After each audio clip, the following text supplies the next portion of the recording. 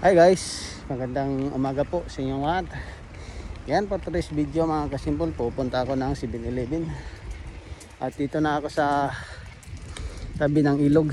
Yan o, dadaan. Ayun naman yung mga puno, napakaganda po yung kulay ng mga kasimpol, ng dahon. Medyo ano na yung mga dahon nila, oh. Tingnan nyo, di ba? Yung medyo mga laglag na, kunti na lang, oh. Yung iba nangalaglag na po mga kasimpol, hanggang maubos po yung dahon niya. Ganyan po talaga dito pag ano na, winter. Pag December next month, wala na po lahat yung dahon na yan, at magiging pa na lang lahat yung mga sanga na wala ng dahon. Yun lang po yung kalalabasan dyan pag next month na mga kasimpol, lalo na January. Yun, wala na po talaga yun.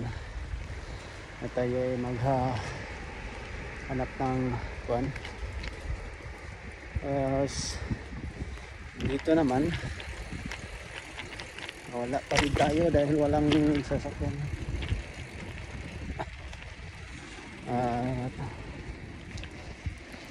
Malamig na yan, oh. Pero nagsurpan pa rin ako mga simple. Hindi ka lamig ngayon. Kailangan lang po tayo mag-short.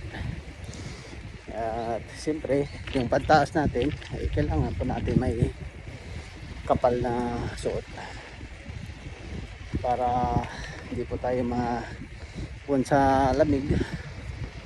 Dito ako sa 7-Eleven mga kasimpol, sa malayo, dahil pupunta ako ng drugstore. Pagkatapos didiretso na lang ako ng drugstore, kaya dito ako pupunta ng 7-Eleven para diretso na po sa drugstore pag balik.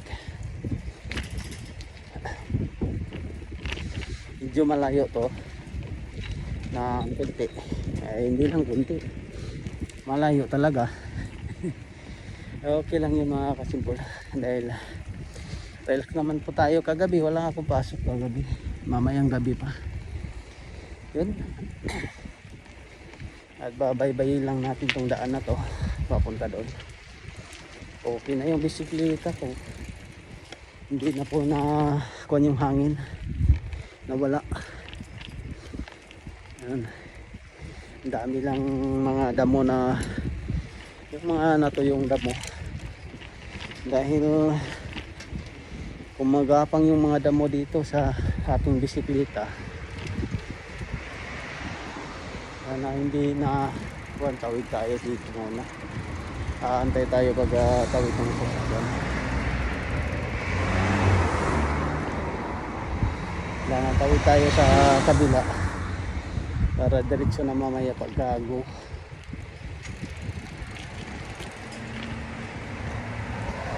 Ayun, di ba? Swerte pagdating natin dito, go up, diretso. Bukas na kayong mga kuwan ngayon, bilihan ng gulay.